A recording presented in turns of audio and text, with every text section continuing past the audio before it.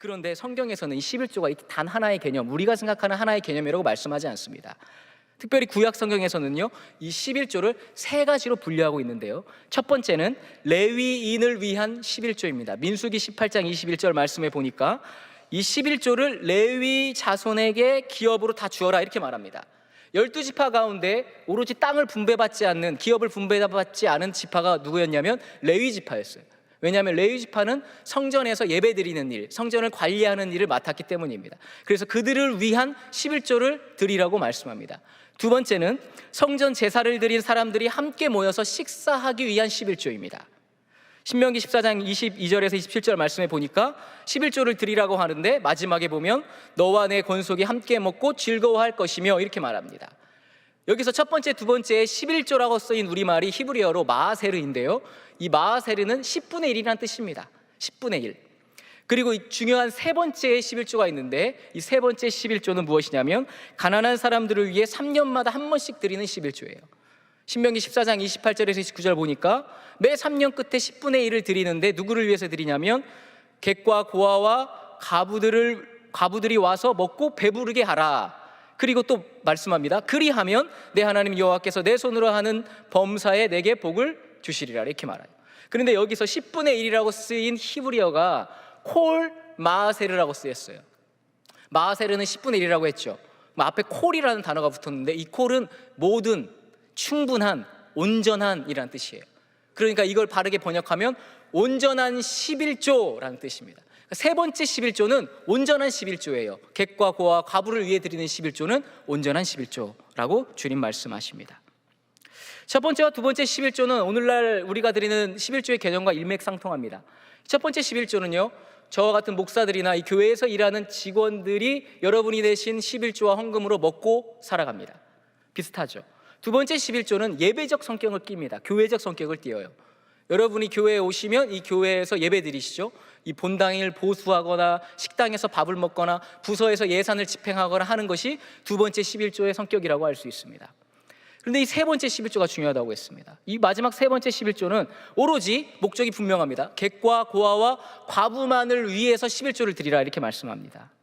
하나님께서 이 11조를 따로 정하신 것이 놀랍지 않습니까? 하나님께서 직접 세 번째 11조를 지정하여서 객과 고아와 과부를 먹고 살아갈 수 있도록 하셨습니다. 그러니까 밀레에 이삭 줍는 여인들이라는 이 그림은 부자가 선심 쓰듯이, 동정하듯이, 그래 못 거뒀으니까 네가 갖다 먹어, 그러한 측면으로 그린 것이 아니라, 그런 비참한 마음으로 곡식을 이 여인들이 줍는 것이 아니라, 하나님이 부자들에게만 먹을 것을 주는 것이 아니고 우리 모두에게 주시는 거야. 부자가 갖는 것이나 내가 갖는 것이나 다 하나님이 주신 것이고 하나님이 남겨주신 것이야. 그 남겨주신 것을 내가 먹고 마시고 있으니 이 세 여인이야말로 가장 행복한 자들이고 하나님의 은총을 받은 자들임을 이 밀레는 말하고자 했다는 겁니다. 그런데 이 선지자들의 시대 때, 열왕들의 시대 때, 왕정 시대 때에 세 번째 11조, 이 온전한 11조를 드리지 않고 종교 지도자들과 높은 관리에 있는 사람들, 많은 백성들이 자기들의 배를 불리고 소유를 늘리기 위한 욕망에 가득 차 있었다는 겁니다. 그래서 구약 성경의 마지막 선지자인 이 말라기는 말라기 3장 10절에서 이렇게 말씀합니다. 이 말씀 우리 같이 한번 읽어볼까요? 만군의 여호와가 이르노라, 너희의 온전한 11조를 창고에 들여 나의 집에 양식이 있게 하고 그것으로 나를 시험하여 내가 하늘 문을 열고 너희에게 복을 쌓을 곳이 없도록 붙지 아니하나 보라. 아멘. 이 구절은요, 교회에서 11조나 헌금을 강조할 때 항상 쓰이는 본문입니다. 그런데요, 이 11조는 흔히 우리가 생각하는 그러한 11조가 아니라는 거예요. 단순히 교인들에게 헌금을 강조하고 헌금의 중요성을 알리기 위한 본문이 아니라는 겁니다. 아까 신명기 14장에 세 번째 11조가 콜 마아세르, 무슨 11조라고 했죠? 온전한 11조라고 했어요. 말라기 3장 10절에 쓰인 이 온전한 11조를 무엇이라고 썼냐면 콜 마아세르, 똑같은 단어를 썼습니다. 그 다음이 중요한데요, 온전한 11조를 어디에 드리라고 하죠? 창고에 드려.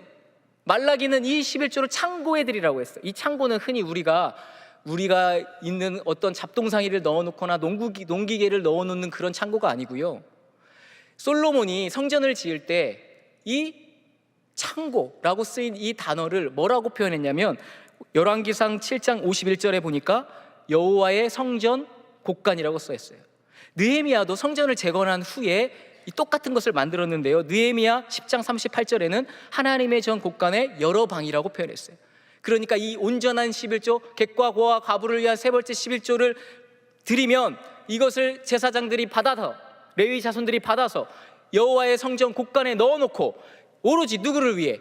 객과 고와 과부가 먹고 살게 하기 위해 드렸다는 겁니다. 정말 감사하고 정말 자랑스러운 것은요, 우리 동안교회는 이 온전한 11조를 참 잘 드리고 있다는 겁니다. 여러분, 부활절이 되면 우리는 무엇 하죠? 기쁨 나눔 상자에 무엇을 넣어서 드리나요? 먹는 것, 생명의 양식을 넣어서 드립니다. 누구를 위해서요? 객과 고와 과부를 위해서 드리지 않습니까? 창립 기념주일에 여러분이 헌금하십니다.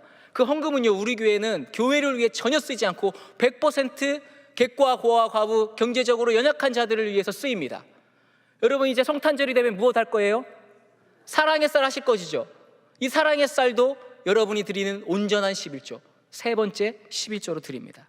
이렇듯 세 번째 12조를 통해서 객과 고아와 과부를 돌보는 것은 성전에서 이렇게 나와서 예배드리고 기도하는 것만큼이나 중요한 것이라고 주님은 말씀하시고 있습니다. 그들을 위해 남겨두는 것이 하나님께 예배하고 하나님을 사랑하고 섬기는 것과 동일한 것이라고 말하는 것이에요.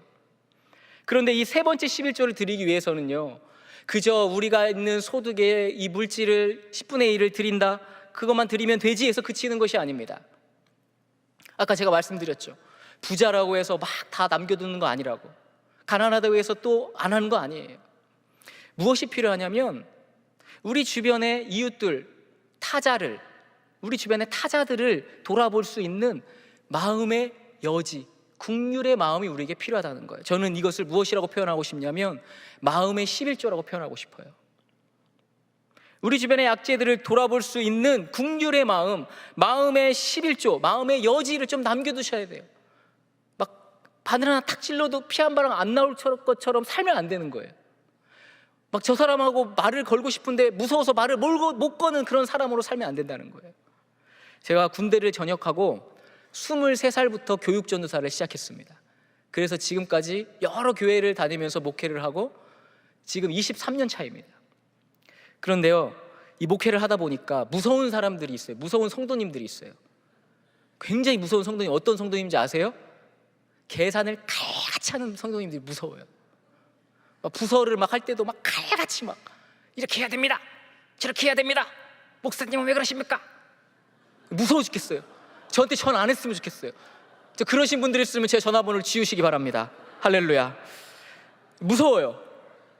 그런데 사회에서 살 때는, 세상에서 살 때는 계산을 칼같이 하고 공정하게 하는 것이 야무지게 사는 겁니다.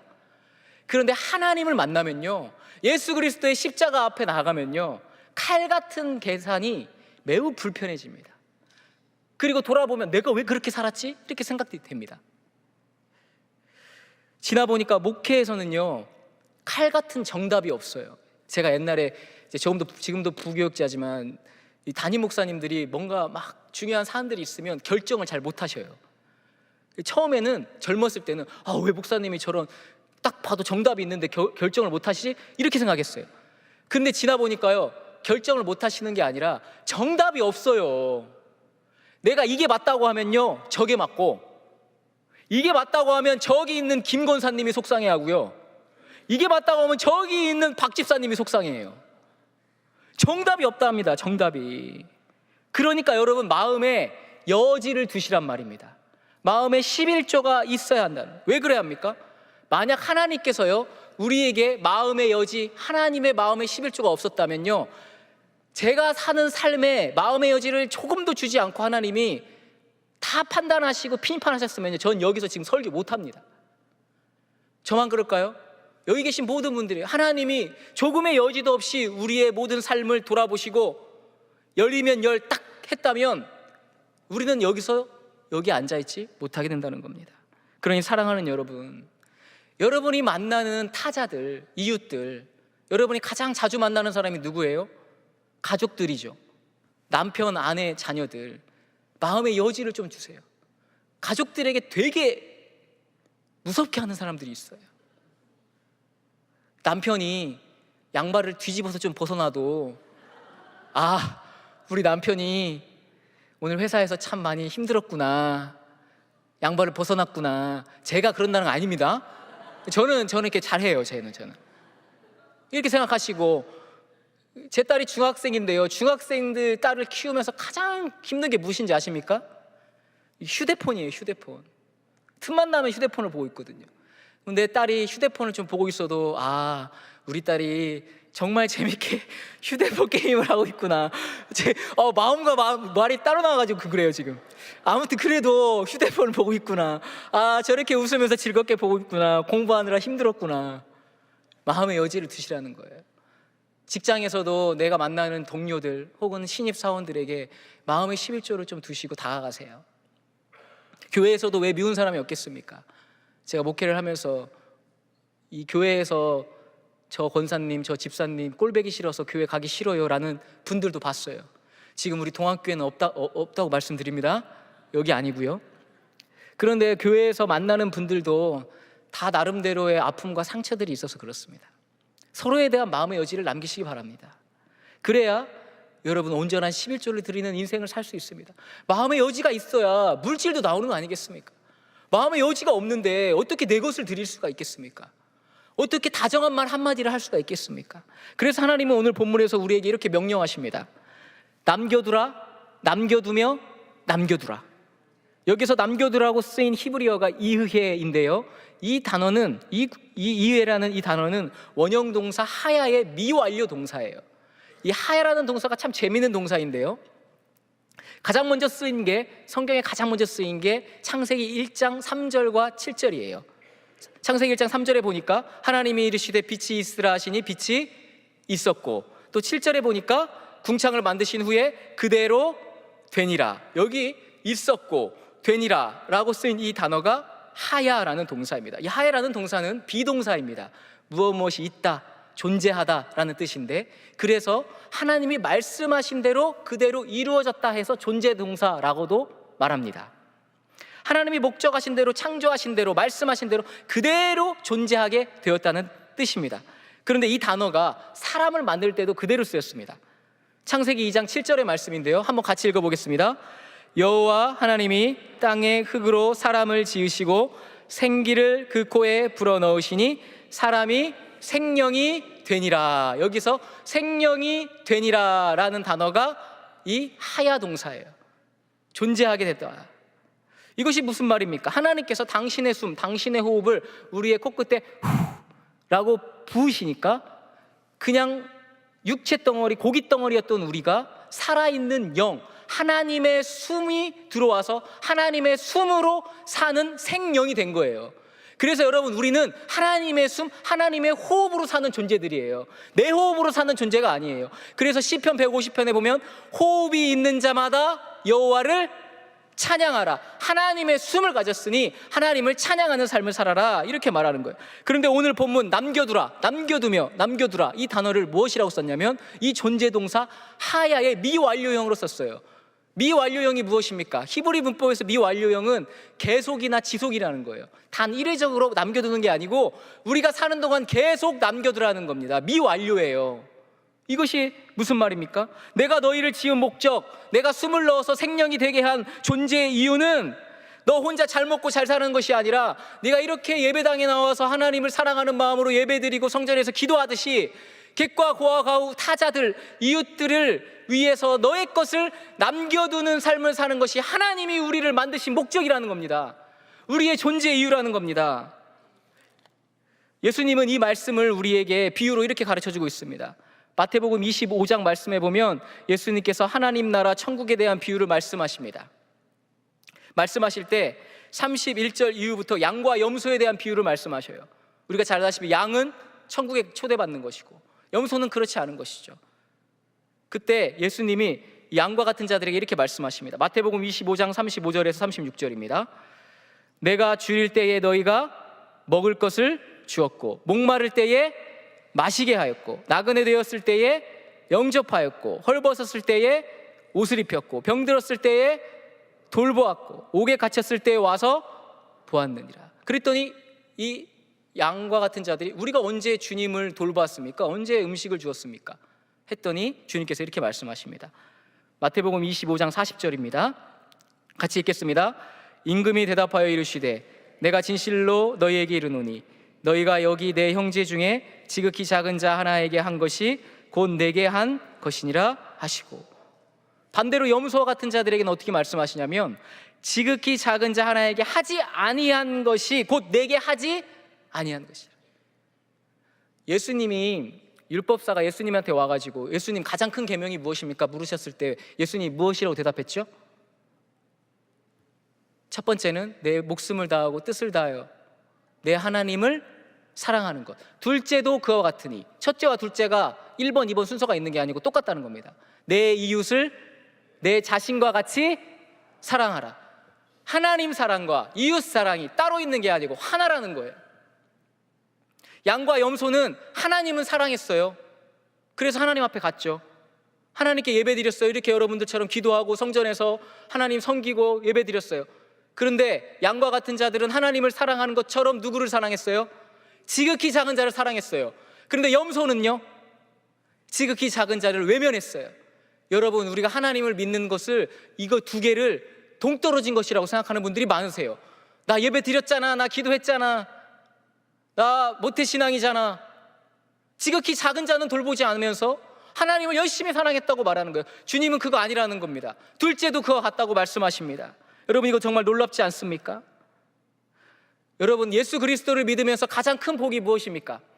아까 신명기 말씀에 남겨두면 내 손으로 하는 모든 일에 내가 복을 내리리라 이렇게 말씀하셨고, 말라기 3장 10절에도 온전한 11조를 창고에 들이면 하늘 문을 열고 너희에게 복을 쌓을 곳이 없는 것이 있는지 너가 보라 이렇게 말씀하셨어요.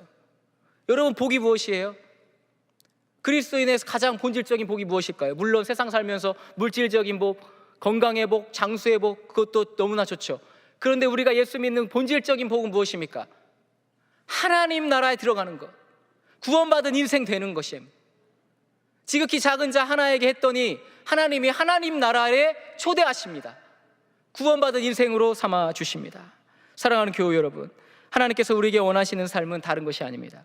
하나님을 사랑하는 마음으로 예배드리듯이 여러분 주변에 있는 이웃들, 타자들을 향한 그 마음을 남겨두시기 바랍니다. 그들을 위해 곡식과 감람나무 열매와 포도 열매를 남겨두시기 바랍니다. 그것이 바로 우리가 살아가야 하는 존재 이유, 하야의 삶이고 하나님이 원하시는 뜻입니다. 여러분 주변에 많은 어려움을 당하는 사람들이 있을 겁니다. 경제적인 어려움, 마음의 어려움, 심리적인 어려움, 고통 가운데 있는 사람들을 돌아보시기 바랍니다. 이 주변에 신음하며 아파하는 자들에게 마음의 11조를 드리시고 마음의 여지를 남기셔서 하나님이 우리에게 숨을 불어넣으셔서 생명이 되게 하신 것처럼 진정 살아 움직이는 하야의 성도들이, 그리고 우리 곁에 항상 계시는 지극히 작은 자 한 사람, 그 하나님을 매일 만나셔서 하나님 나라를 향해 나아가는 천국 백성들이 다 되시기를 주님의 이름으로 축원합니다. 기도하겠습니다. 우리를 사랑하시어 죄악에서 건져주신 하나님 아버지, 하나님의 그 크신 사랑과 자비하심으로 죄악과 욕망의 길을 걸어가는 우리에게 여지를 두시고 긍휼을 베풀어 주심에 감사를 드립니다. 주님의 그 남겨두시는 은혜가 있었기에 객과 고아와 과부도 살아갈 수 있었고 다른 모든 백성들도 함께 더불어 살 수 있었음을 고백드립니다. 그러나 우리는 지금도 남겨두며 남겨두라는 주님의 명령을 따르지 못하고 나 혼자만 존재하며 살아가는 것처럼 손을 움켜쥐고 살아왔습니다. 이제는 태초에 하나님이 이 세상에 사람을 지으실 때에 서로가 서로를 위해 손을 펴서 남겨두라는 이 하야의 삶을 살라 하셨음을 기억하며 온전한 11조, 세 번째 11조를 주님 앞에 드리게 하여 주시옵소서. 하나님을 사랑하는 마음으로 예배드리며 말씀을 따르며 살듯이 마땅히 세 번째 11조, 온전한 11조를 우리의 객과 고아와 과부를 위해 남겨두는 하야의 성도가 되게 하여 주옵소서. 그리하여 우리가 살아가는 존재 이유가 하나님을 사랑하고 이웃을 사랑하는 것임을 기억하며 우리 삶의 마음에 11조를 남겨두어 생명이 되게 하신 하나님의 뜻을 이루는 천국 백성들이 되게 하여 주옵소서. 우리에게 참 사랑으로 존재하라 하신 예수 그리스도의 이름으로 기도드리옵나이다. 아멘.